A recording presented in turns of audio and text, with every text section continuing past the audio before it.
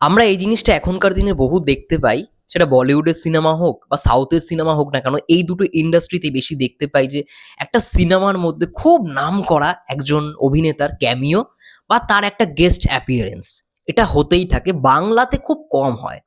নমস্কার বন্ধুরা, আমি রূপম চলে এলাম নতুন ভিডিও নিয়ে। বন্ধুরা, এখন আমরা আলোচনা করতে এসেছি এটি খুব ইন্টারেস্টিং টপিক নিয়ে, যেই টপিকটা আমি গতকাল রাত্রেই দেখেছিলাম এবং তখন মনে হয়েছিল বাহ, এটা তো আমার কাছে একটা নতুনত্ব বিষয়, একটা নতুন জিনিস। এবং এটার জন্য পুরোটাই আমি ক্রেডিট দেব মুভি নিউজ অফিসিয়াল বলে একটা ফেসবুক পেজ রয়েছে। তারা খুব ভালো কাজ করছে, ঠিক আছে? আমি দেখছি খুব ভালো ভালো তারা আপডেটসও প্রোভাইড করছে এবং ইভেন একটা টাইমে ওরা এআই পোস্টারও খুব ভালো বানিয়েছে, অফিসিয়াল নিউজ থেকে শুরু করে অনেক ভালো ভালো ইনফরমেটিভ নিউজও দিয়েছে, এক্সক্লুসিভও দিয়েছে, ঠিক আছে? যাই হোক, তখন থেকেই আর কি পেজটাকে ফলো করা রয়েছে। তো তারা একটা পোস্ট লিখেছে, এটা দুদিন আর কি হয়ে গেছে পোস্টটা। যাই হোক, আমি একটু পড়ে শোনাই। এবং পোস্টটা যেটা নিয়ে সেটা হচ্ছে সাকিব ভাইয়ের ক্যামিও যেই সমস্ত সিনেমায়। তো আমি একটু জেনে নিই, আমি কিছুটা পড়েছি কিন্তু পুরোটাই এখন পড়ে তোমাদের সঙ্গে ভিডিওটায় শেয়ার করব। তারা লিখেছে, শাকিব খান এখনো পর্যন্ত ৩টে সিনেমায় ক্যামিও চরিত্রে অভিনয় করেছেন। প্রথম, কে আপন কে পর, ২০১১ সালের ২রা ডিসেম্বর মুক্তি পায় সিনেমাটি। অমিত অপু জুটির এ সিনেমায় শাকিব সহ ৫০+, বাবা, ৫০-এরও অধিক, মানে ৫০-এর বেশি তারকাদের দেখা যাচ্ছে সিনেমার জমকালো এই সন্ধ্যায় নামক গানে। আচ্ছা, গানের মধ্যে ক্যামিওটা ছিল। আচ্ছা, ৫০-এর+। বলিউডের ওম শান্তি ওম সিনেমার জনপ্রিয় গান দিওয়াঙ্গি দিওয়াঙ্গি এর অনুকরণে নির্মিত। আচ্ছা, আমরা সবাই জানি শাহরুখ খানের মোস্ট পপুলার একটি ফিল্ম ওম শান্তি ওম, তোমরা সবাই দেখেছো। আমিও অনেকবার দেখেছি ছোটবেলা থেকে এবং গানটাও অনেকবার শুনেছি। গানটায় যেরকম ভাবে একঝাঁক তারকা ছিল, মানে খুব এনজয়েবল, এটা মানতেই হবে। মানে বলিউডে এরকম অনেক কমই গান রয়েছে এতটা এনজয়েবল, এবং গানটা মানে ডিউরেশনই প্রায় ১০ মিনিটের কাছাকাছি। তো যাই হোক, সেরকম একটা গান ছিল। গানটা আমি শুনবো, এখন পড়ে নিলাম, তো পড়ার পর আমি গানটা শুনবো, যেহেতু ৫০-এর অধিক ক্যামিও, রে বাবা, তার মধ্যে শাকিব খান অন্যতম। কে আপন কে পর, আচ্ছা ঠিক আছে। ২ নম্বর যেটা, সেটা হচ্ছে দবির সাহেবের সংসার। আচ্ছা, দবির সাহেবের সংসার মাহিয়া মাহি, বাপ্পি চৌধুরী ও আসিফ ইমরোজ অভিনীত সিনেমাটি মুক্তি প্রায় ২০১৪ সালের ৪ই এপ্রিল। সিনেমায় দেখা যায় মাহির লাভার শাকিব। আচ্ছা, একটা বিশেষ চরিত্রে আই থিঙ্ক ছিল, কিন্তু কেউ জানতো না সিনেমাটার শেষ দৃশ্যে শাকিবের এন্ট্রি, মাহিকে জড়িয়ে ধরে কুশল বিনিময়, ব্যাস। ওহ, এটা দারুণ মোমেন্ট। মানে এটা সত্যি কথা বলতে অনেক ক্ষেত্রেই হয়ে থাকে। ধরো তোমার খুব পছন্দের একজন অভিনেতা, তুমি একটা অন্য অভিনেতার সিনেমা দেখতে গেলে এবং সেই সিনেমা দেখতে দেখতে দেখছো সেই তোমার পছন্দের অভিনেতা সেখানে ক্যামিও করছে, মানে হঠাৎ তার একটা আবির্ভাব। এটা আমরা ক্যামিও নামটা তো এখন সবাই বলে ক্যামিও এর ক্যামিও ওর ক্যামিও, তখন তো আমরা ক্যামিও বুঝতামই না। শাহরুখ খানের অনেক সিনেমাই রয়েছে যেখানে হয়তো শাহরুখ খানের সিনেমা নয়, শাহরুখ খান ক্যামিও করেছিল, তখন কি আমরা জানতাম ক্যামিও? এখন আমরা ভাবতাম উড়িস বাবা, শাহরুখ খানও আছে, শাহরুখ খানও এই সিনেমার মধ্যে নতুনভাবে আবির্ভাব হয়েছে, ঠিক আছে?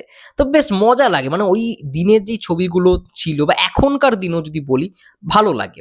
এখনকার দিনের ফরম্যাটটা একটু অন্য রকম ভাবে, এখনকার দিনের ফরম্যাটটা হয়ে যাচ্ছে ইউনিভার্সের দিকে, ঠিক আছে? যেমন পাঠানের মধ্যে টাইগারের ক্যামিও, তো টাইগার পাঠানের তো মানে একটা ইউনিভার্স, ঠিক আছে?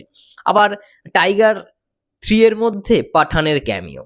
আবার আমরা দেখতে পারলাম সেইখানে টাইগার 3 এর মধ্যে সবার শেষে কবির অর্থাৎ ঋত্বিক রোশনের ক্যামিও। তো ক্যামিও ক্যামিও এখন এখন মানে সত্যি কথা বলতে এটা এখন একটা কমন ব্যাপার হয়ে গেছে যে এই সিনেমায় এর ক্যামিও ওর ক্যামিও। এটা ট্রেন্ড, এখন ট্রেন্ড অনুযায়ী চলছে। কিন্তু আগেকার দিনের ক্যামিওর গুলো এটাই একটা মজা থাকতো যে মানে যখন হুট করে চলে আসতো না সিনেমাটা, দেখার আরো ইন্টারেস্ট বেড়ে যেত।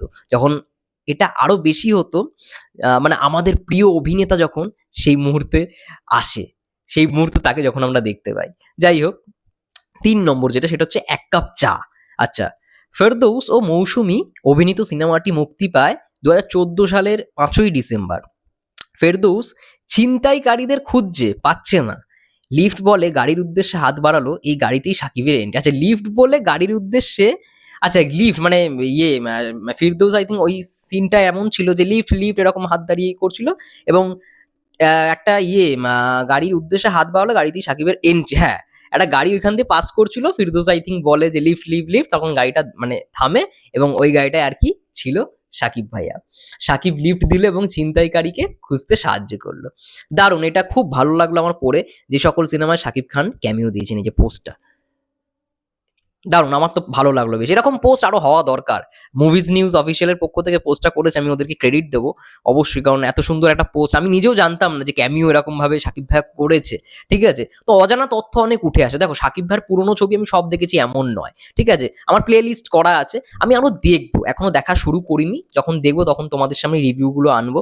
অনেক রিকমেন্ডেশন এসে আমি বলেওছিলাম যে শুরু করব, কিন্তু সত্যি কথা বলছি এখন না বরবাদের, যেহেতু বরবাদ, তাণ্ডব নিয়ে আপডেট আসা শুরু হয়ে গেছে, যেগুলো ওইগুলো নিয়ে ভিডিও করলে না ওইগুলো আর সিনেমাগুলো দেখার আর মন থাকবে না। আমি সিনেমা দেখি একদম প্রপার, একবার দেখতে বসলে শুরু করলে আর উঠতে ইচ্ছা করে না। এবার সেই মোমেন্টে যদি দেখতে বসি, এখন মানে আর একটা আপডেট চলে এলো বরবাদ বা তাণ্ডবে, তখন আবার সেটা নিয়ে ভিডিও করতে হবে। ফলে কি হলো, একটা মাইন্ড যে সেট আপটা তৈরি হয় সিনেমা দেখার সময়, সেটা কোথাও গিয়ে ঘেটে যায়। তাই আমি একদম পারফেক্ট যখন পুরো একদম ফাঁকা টাইম থাকবে তখন সিনেমাগুলো দেখবো এবং তখন রিভিউ আনবো আস্তে আস্তে করে।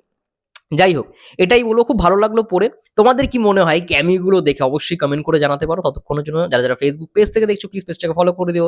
ইউটিউব চ্যানেল থেকে যারা দেখছো প্লিজ চ্যানেলটাকে সাবস্ক্রাইব করে দিও। সবাই ভালো থেকো, সুস্থ থেকো। Take care.